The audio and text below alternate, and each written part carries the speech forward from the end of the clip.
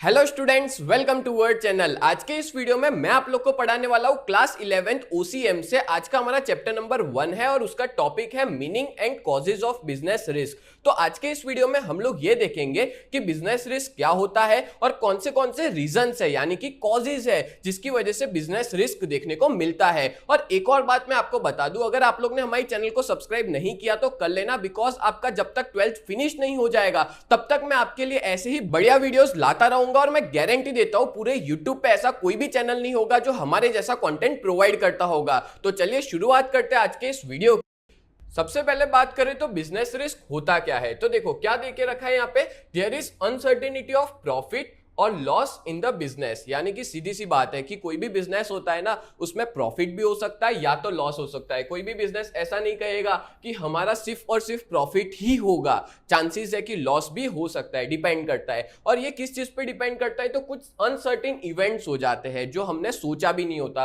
Uncertain या uncertainty का मतलब होता है कि अनएक्सपेक्टेड, कि कुछ भी हो सकता है। ठीक है, बिजनेस के अंदर कोई भी चीज फिक्स नहीं होती। कल उठ के आपके सामने कोई नई चैलेंज भी आ सकता है, कोई नई दिक्कत भी आ सकती है। दैट्स व्हाई हम ऐसा कहेंगे कि कोई भी तरह का अनसर्टेन इवेंट हमारे प्रॉफिट को जो है वो अफेक्ट करता है, यानी कि हमारा जो प्रॉफिट है ना वो कम हो जाता है। तो इस वजह से ये भी कहा जाता है profit is a reward. Profit एक रिवॉर्ड है किस चीज का, अगेंस्ट द बिजनेस रिस्क। आप कितना बड़ा रिस्क लेते हो ना उतना बड़ा प्रॉफिट भी मिल सकता है। तो प्रॉफिट क्या है, एक तरह से रिवॉर्ड माना जाता है। आपने एक और डायलॉग सुना होगा, रिस्क है तो इश्क है। तो यहाँ पे उसी रिस्क की बात की गई है जहां पे दो तरह के रिस्क आपको देखने को मिलते हैं। एक होता है नंबर ए नेचुरल रिस्क और दूसरा होता है मैनमेड रिस्क। तो अभी मैं आपको बताऊंगा कि नेचुरल रिस्क होता क्या है। तो देखो नेचुरल रिस्क मतलब कि अगर जब भी कोई अर्थक्वेक आ जाए, फ्लड आ जाए, जिसकी वजह से हमारा जो बिजनेस का ग्रोथ है ना वो हिंडर मतलब होता है कि कम हो जाए, या तो बिजनेस की एसेट्स को डैमेज हो जाए या डिस्ट्रॉय हो जाए बिजनेस की एसेट। सीधी सी बात है,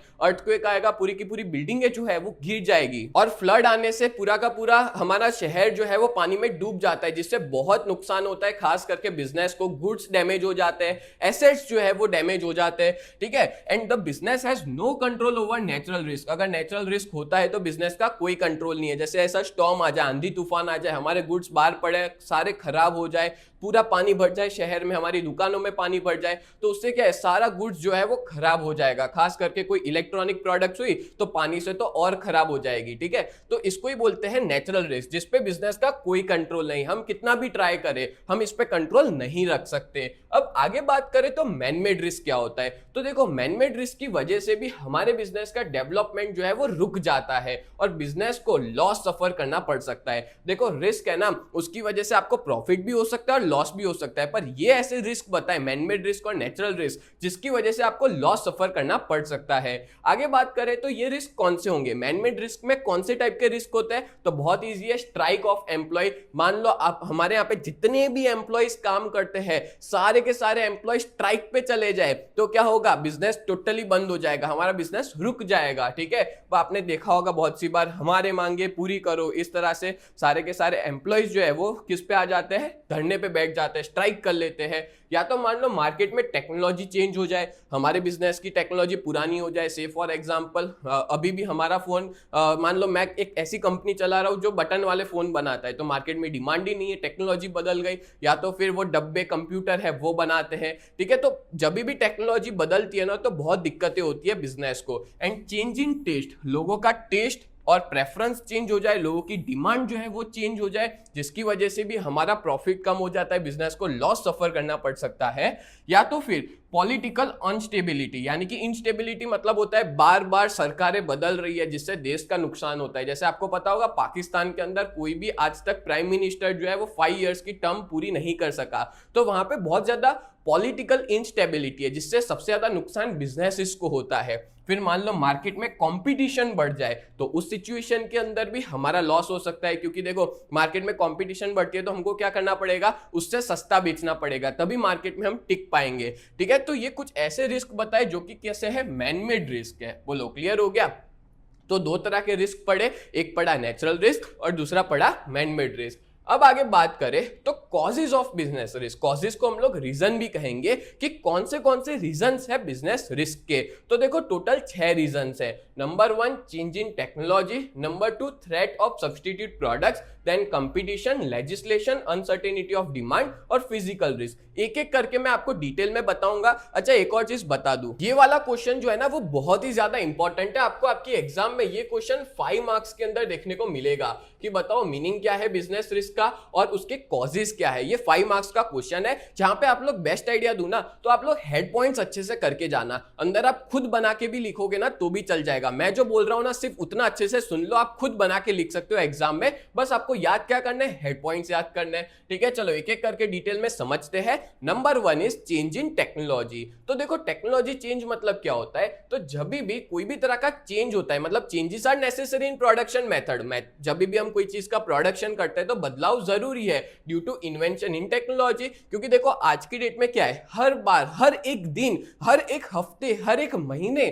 कोई ना कोई नई टेक्नोलॉजी इन्वेंट होती जा रही है। और जब भी कोई नई टेक्नोलॉजी आती है तो हमको एडॉप्ट करना पड़ता है। And new technology is to be adopted to produce high quality goods. हमको अगर अच्छी क्वालिटी के गुड्स बनाने हैं तो हमको नई टेक्नोलॉजी एडॉप्ट करना ही पड़ेगा। ठीक है, and new machinery have to be installed for the replacement of old machinery. और हमारे पास जो पुरानी मशीन है उसको रिप्लेस करके नई मशीन लानी पड़ेगी जिससे अच्छी क्वालिटी भी निकलेगी और हमारा खर्चा भी कम होगा। तो ये एक तरह से कॉज है, क्योंकि देखो जब भी टेक्नोलॉजी बदलती है ना और उसमें बहुत खर्चा भी होता है और बहुत सी बार ऐसा भी है कि आपका बिजनेस का प्रॉफिट कम हो सकता है क्योंकि आपको नई टेक्नोलॉजी इंस्टॉल करनी पड़ रही है। तो सबसे पहला कॉज क्या है बिजनेस रिस्क का, कि टेक्नोलॉजी बदल जाए ना तो वो एक्सेप्ट करना ही पड़ता है, आपके पास कोई ऑप्शन ही नहीं है। एक एग्जांपल देता हूं, मान लो मैं एक शॉप लेके बैठा हूं, ठीक है, जेरोक्स की दुकान है मेरी और मेरे पास कोई पुराना मशीन है। अभी मार्केट में बहुत नए नए मशीन्स आ चुके हैं, तो अगर मैं वही पुराना मशीन लेके बैठा रहूंगा तो क्या होगा, एक तो जेरोक्स स्लो निकलेगी, दूसरी चीज अच्छी क्वालिटी की नहीं निकलेगी।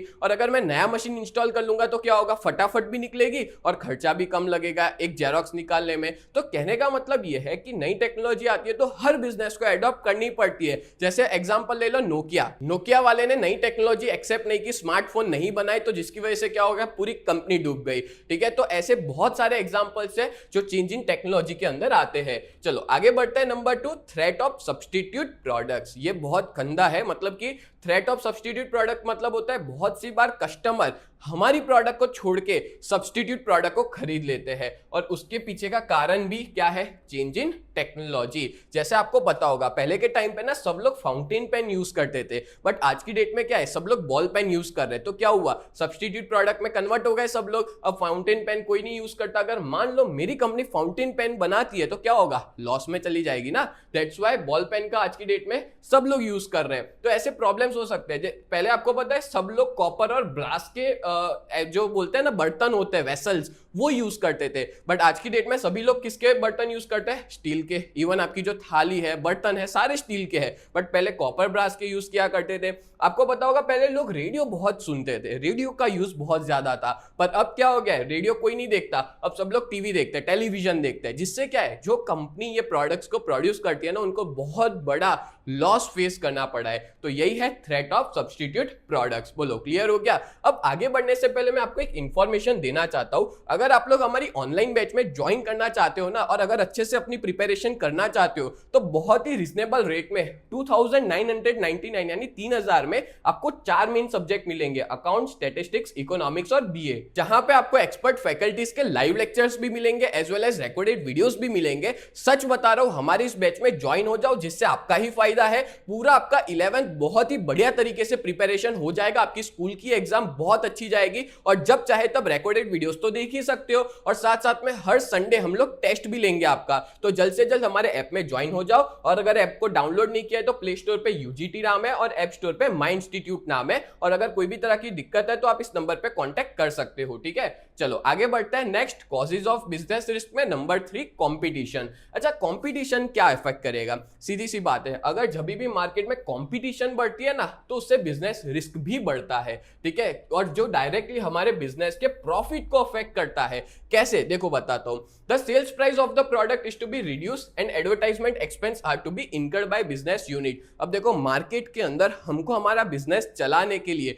अगर मान लो मेरे बाजू में एक दुकान खुल गई, कंपटीटर आ गया, ठीक है, वो कम भाव में बेच रहा है तो मेरे को उससे भी कम भाव में बेचना पड़ेगा। मेरे को हमारा जो सेल्स प्राइस है ना वो कम करनी पड़ेगी। क्यों? क्योंकि अगर मैं नहीं करूंगा तो सारे कस्टमर उसके पास चले जाएंगे। अगर मेरे को मेरे पास ही रखने हैं सारे कस्टमर्स तो मेरे को सस्ते में भी बेचना पड़ेगा और एडवर्टाइजमेंट के पीछे खर्चा भी करना पड़ेगा, क्योंकि मैं जितना ज्यादा एडवर्टाइजमेंट पे खर्चा करूंगा उतना ज्यादा मार्केट में मैं पोजीशन जो है वो बना पाऊंगा। तो जिसकी वजह से अगर मार्केट के अंदर आपको मेंटेन करनी अपनी पोजीशन तो आपको अपनी प्राइस भी कम करनी पड़ेगी और एडवर्टाइजमेंट पे भी खर्चा करना पड़ेगा, और ये सारी चीजें अपने प्रॉफिट को अफेक्ट करती है। अपना जो प्रॉफिट है ना वो क्या हो जाएगा? रिड्यूस हो जाएगा। बोलो क्लियर? चलो नेक्स्ट बढ़ते हैं नंबर 4 की तरफ, लेजिस्लेशन। अच्छा, आपको पता है गवर्नमेंट जो है ना वो बहुत सारे अलग अलग तरह के लॉज जो है वो बनाती रहती है और जिसका अफेक्ट हमारे बिजनेस पे हो सकता है। जैसे कि पॉल्यूशन के ऊपर कुछ लॉ बना दिया, कस्टमर्स पे, वर्कर्स पे, इंडस्ट्रीज पे, और इसमें जो हमारे बिजनेस के ना उसका रिस्क बढ़ जाता है इन लॉज की वजह से। जैसे मिनिमम वेज एक्ट हो गया। मिनिमम वेज एक्ट पता है क्या कहता है? यह एक्ट कहता है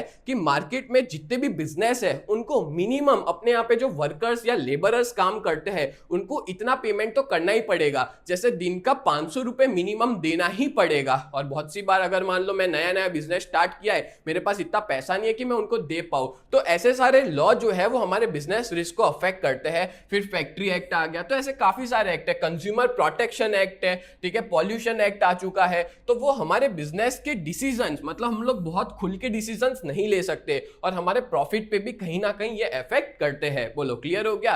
तो बिजनेस रिस्क का एक ये भी कॉज है लेजिस्लेशन, मतलब कुछ ऐसे लॉज जो हमारे बिजनेस के प्रॉफिट को अफेक्ट कर सकते हैं। चलो नेक्स्ट बात करें, अनसर्टेनिटी ऑफ डिमांड। बहुत सी बार मार्केट में अनसर्टेनिटी होती है डिमांड की। अनसर्टेनिटी का मतलब क्या होता है कि हमारी डिमांड कभी भी बदल सकती है, कुछ भी हो सकता है, कोई चीज सर्टेन नहीं है, ठीक है, अनसर्टेन है। जैसे कि मार्केट के अंदर क्या हो जाए, कस्टमर की इनकम बदल जाए, ठीक है, तो भी हमारी डिमांड बदल सकती है। यहाँ पे फायदा भी और नुकसान भी है। फायदा इधर की कंज्यूमर की इनकम बढ़ जाए तो हमारी डिमांड बढ़ जाएगी हमारे प्रोडक्ट की, अगर इनकम कम हो जाए तो डिमांड कम हो जाएगी। लोगों का टेस्ट बदल जाए, प्रोडक्ट की प्राइस में कोई फर्क आ जाए, इन्फ्लेशन का मतलब होता है मार्केट में महंगाई बढ़ जाए, हर एक प्रोडक्ट, हर एक रॉ मटेरियल महंगा हो जाए, तो ऐसे सिचुएशन में हमारे प्रोडक्ट की डिमांड क्या हो जाएगी? कम हो जाएगी। और जो अनसर्टेनिटी है, create uncertainty for demand which affects the profit of the business. और जो अनसर्टेनिटी होती है ना वो हमारे बिजनेस के प्रॉफिट को अफेक्ट करती है।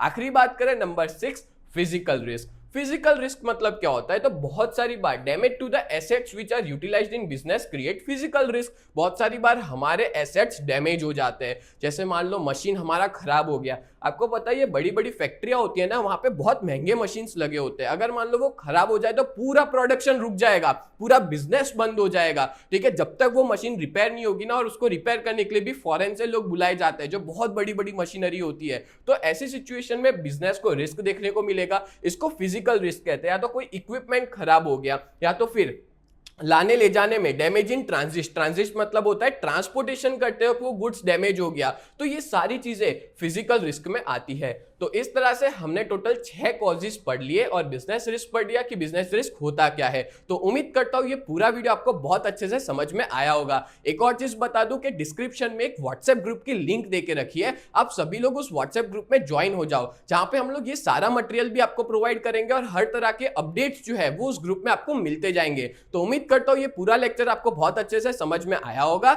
ऐसी वीडियोस देखने के लिए आप लोग हमारे चैनल को सब्सक्राइब करें। तो मिलते हैं नेक्स्ट वीडियो में, तब तक के लिए bye and thank you so much.